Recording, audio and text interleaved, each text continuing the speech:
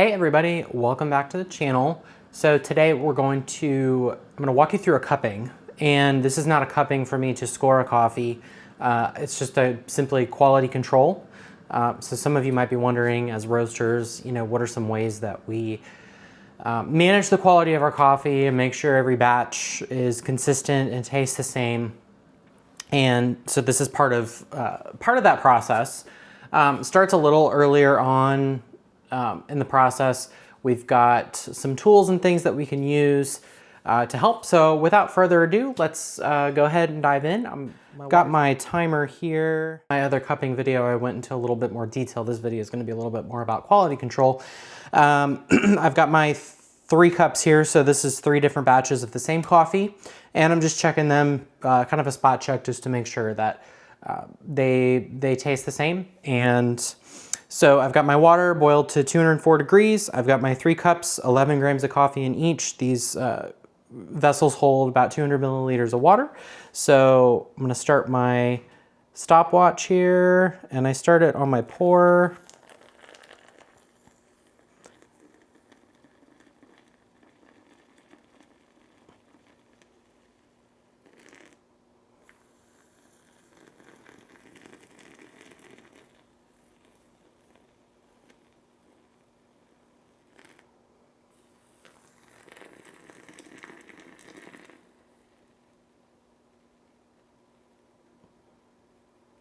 Let it steep for 4 minutes, and then I'm gonna break the crust, remove the grounds, let it cool down. While we're waiting on that, let's talk a little bit about quality control. So have you ever purchased a bag of coffee from just any roaster, and maybe you bought it in the past, but you didn't remember it tasting like that, or something might have tasted off?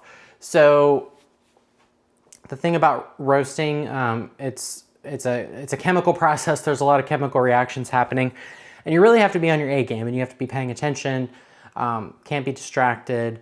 And it's important to make sure you're following your roast profile properly.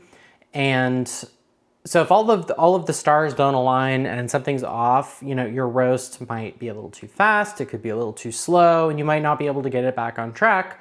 So what's gonna happen, you might get close to the roast level you want it to be, but it's just not quite there because one of those other phases of the roast, didn't follow your profile. So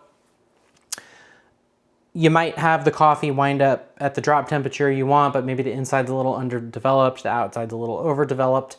So one thing that we use at Small Beans Coffee Co. is a Agtron reader. And so Agtron is a spectrum of color reading.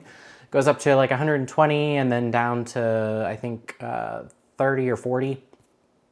And basically it's just a way to read the color of, the coffee. So we take a whole bean reading after roasting. It's always right after roasting. And then I grind a really small sample, take another reading, because I want to make sure that the ground coffee is very close to the whole bean reading, like within plus or minus 5 Agtron. So personally, in my testing and tasting, like I can start to tell a difference when the Agtron's about 10 points off. Some people it's more, some people it's less.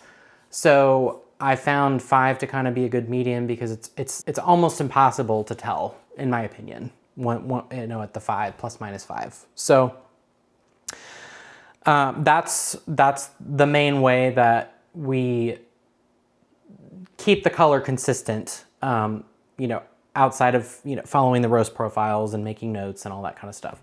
So the other way, so now I have the Agtron reading for all of these coffees, and, it's notated in our roasting software and everything. So I have a good record to go back. So if somebody were to say, hey, I got this coffee from you and it didn't taste like the last one, I could say, okay, let me go back and look and see, what batch it came out of, and then I can see exactly what the temperature was that day when I was roasting, the humidity, and then see if something was off, or maybe we missed a mark on the roast. So it's a great, keeping good notes and keeping track is a great way, and it also, I feel, gives credibility So people know that, you know, we are serious. Like we want to hit the mark. Like if this is what we say the coffee tastes like, you know, on the bag, I want you to be able to pick up those flavor notes in the coffee.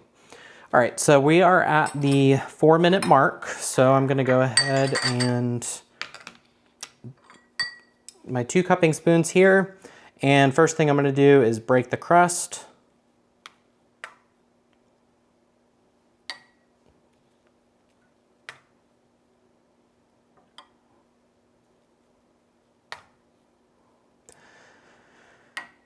And I'm not being too serious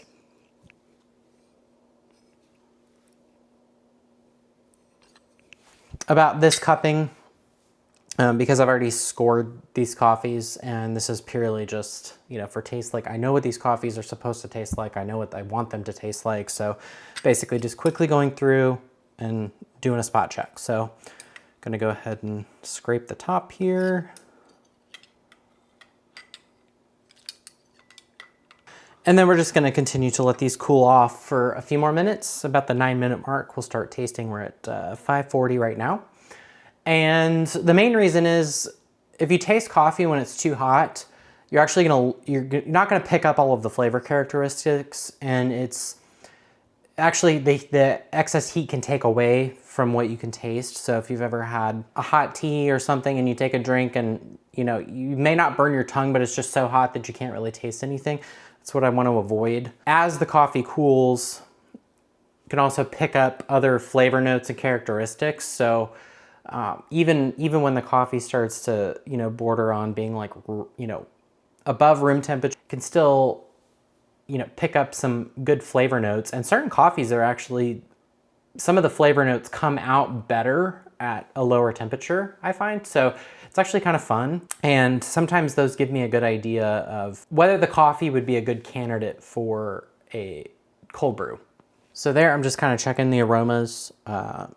They're all pretty consistent. So this coffee is a natural process, and it's got some nice sweet notes, but also kind of a savory like butterscotch note. So I'm kind of picking that all up.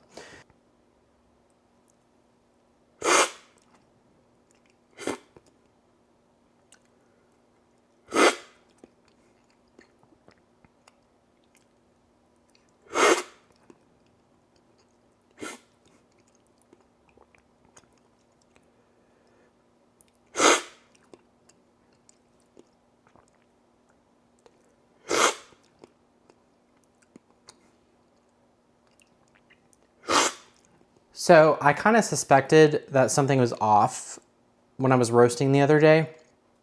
And these coffees, they just don't quite hit the mark that I want. So again, this is why we do cuppings. This is why we do quality control, because, you know, if you're paying for a coffee and you expect it to taste a certain way, it's disappointing.